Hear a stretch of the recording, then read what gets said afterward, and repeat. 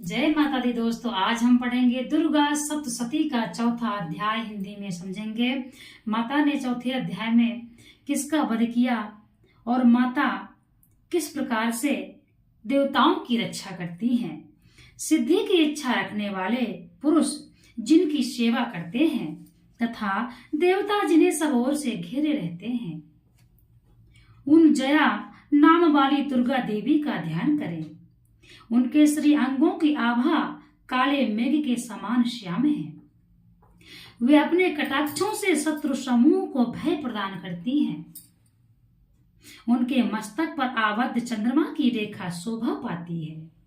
अपने हाथों में शंख चक्र कृपाण और त्रिशूल माता धारण करती हैं। उनके 3 नेत्र हैं। माता के भी 3 नेत्र हैं। वे सिंह के कंधे पर चढ़ी हुई हैं और अपने तेज से तीनों लोगों को परिपूर्ण कर रही हैं। हे जगत माता, ऋषि कहते हैं अत्यंत पराक्रमी दुरात्मा महिषासुर तथा उसकी दैत्य सेना के देवी के हाथ से मारे जाने पर इंद्र आदि देवता प्रणाम के लिए, देखिए, जब मां ने देवताओं की रक्षा किया, राक्षसों का वध किया, तब देवता बड़े खुश हुए। सभी देवता, इंद्र आदि सभी देवता प्रणाम के लिए गर्दन तथा कंधे झुकाकर उन भगवती का, दुर्गा का उत्तम वचनों द्वारा स्तवन करने लगी। उस समय उनके सुंदर अंगों में अत्यंत हर्ष के कारण रोमांच हो आया था। देवता बोले, संपूर्ण देवताओं की शक्ति का समुदाय ही जिनका स्वरूप है तथा जिन देवी ने अपनी शक्ति से संपूर्ण जगत को व्याप्त कर रखा है, समस्त देवताओं और महर्षियों की पूजनीय उन जगदम्बा, हम भक्ति पूर्वक आपको नमस्कार करते हैं। वे हम लोगों का कल्याण करें। जिनके अनुपम प्रभाव और बल का वर्णन करने में भगवान शेषनाग, ब्रह्मा जी तथा महादेव जी भी सामर्थ्य नहीं है, वे भगवती चंडिका का संपूर्ण जगत पालन एवं अशुभ भय नाश करने का विचार करें। जो पुण्य आत्माओं के घरों में स्वयं ही लक्ष्मी रूप से, पापियों के यहाँ दरिद्रता रूप से तथा अंतःकरण वाले पुरुषों के हृदय में बुद्धि रूप से, सत्पुरुषों में श्रद्धा रूप से तथा कुलीन मनुष्यों में लज्जा रूप से निवास करती हैं, उन आप भगवती दुर्गा को हम नमस्कार करते हैं। इस प्रकार से देवी आप संपूर्ण विश्व का पालन कीजिए। देवी आपके इस अचिंत रूप का असुरों का नाश करने वाले, भारी पराक्रमा का तथा समस्त देवताओं और दैत्यों को समक्ष युद्ध के प्रकट किए हुए आपके अद्भुत चित्रों का हम किस प्रकार से वर्णन करें। आप संपूर्ण जगत की उत्पत्ति में कारण हैं।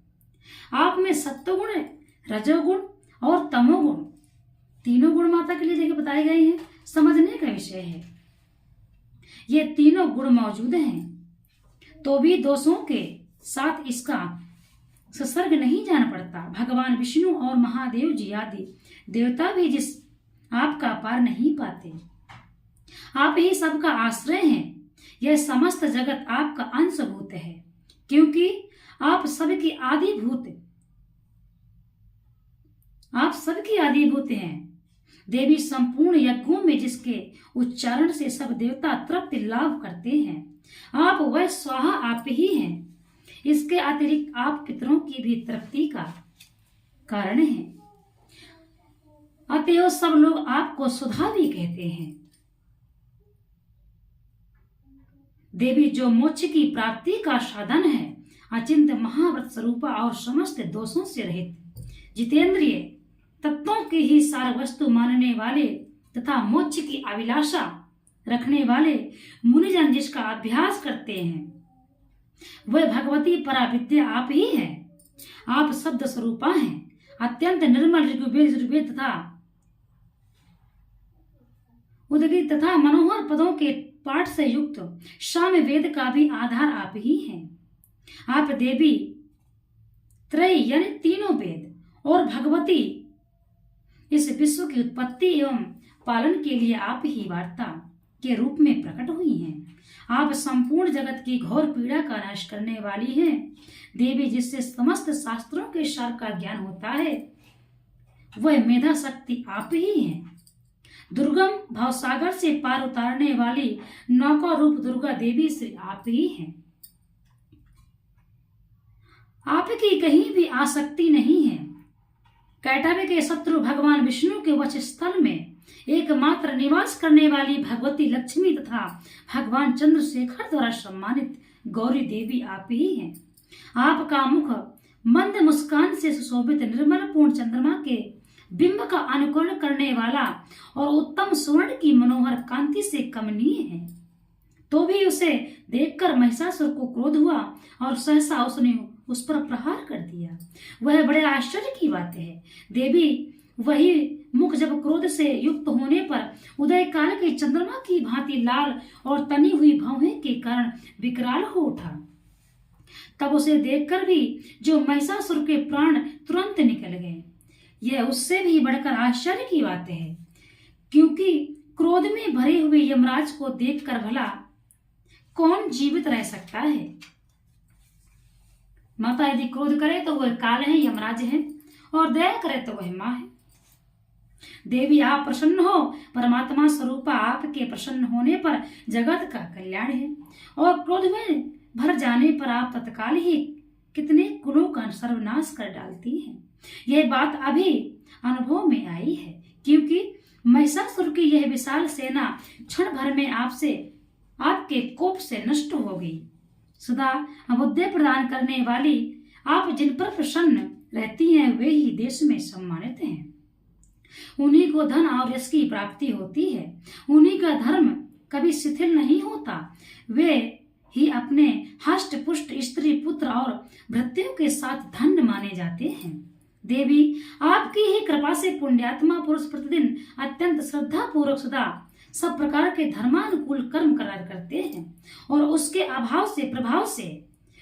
प्रभाव से स्वर्गलोक में जाता है।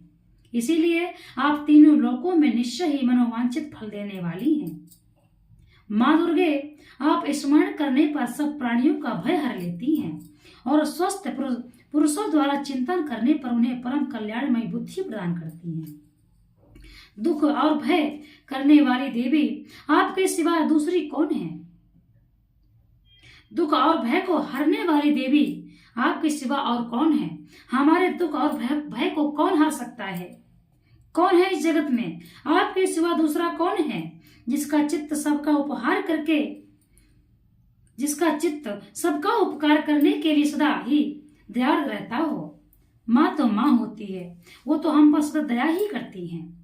इन राक्षसों के मारने से संसार को सुख मिले तथा वे राक्षस चिरकाल तक नरक में रहने के लिए भले ही पाप करते रहे हों, इस समय संग्राम में मृत्यु को प्राप्त होकर स्वर्गलोक में जाएं। निश्चय ही यही सोचकर आप शत्रुओं का वध करती हैं। आप शत्रुओं पर शास्त्रों का प्रहार क्यों करती हैं? भगवान कहते हैं आप शत्रुओं पर शस्त्रों का प्रहार क्यों करती हैं? समस्त असुरों को दृष्टिपात मात्र से ही तो भस्म कर देती। इसमें यह रहस्य है कि शत्रु भी हमारे शस्त्रों से पवित्र होकर उत्तम लोक में जाए। इस प्रकार उनके प्रति भी आपका विचार अत्यंत उत्तम रहता है। खड़ग के तेज पुंज की भयंकर दीप्ति से तथा उनके त्रिशूल के अग्रभाग की घनीभूत प्रभा से चौंधिया कर जो असुरों की आंखें फूट नहीं गई, उसमें कारण यही था कि ये मनोहर रश्मियों से युक्त चंद्रमा के समान आनंद प्रदान करने वाले आपके इस सुंदर मुख का दर्शन करते हैं। देवी आपका शीतल दुराचारियों के बुरे बर्ताव को दूर करने वाला है। साथ ही यह रूप ऐसा है जो कभी चिंतन में भी नहीं आ सकता और जिसकी कभी दूसरों से तुलना भी नहीं हो सकती, तथा आपका बल और पराक्रम तो उन दैत्यों का भी नाश करने वाला है जो कभी देवताओं के पराक्रम को नष्ट नहीं कर सके। देखिए, इस प्रकार आपने शत्रुओं पर भी अपनी दया ही प्रकट की है।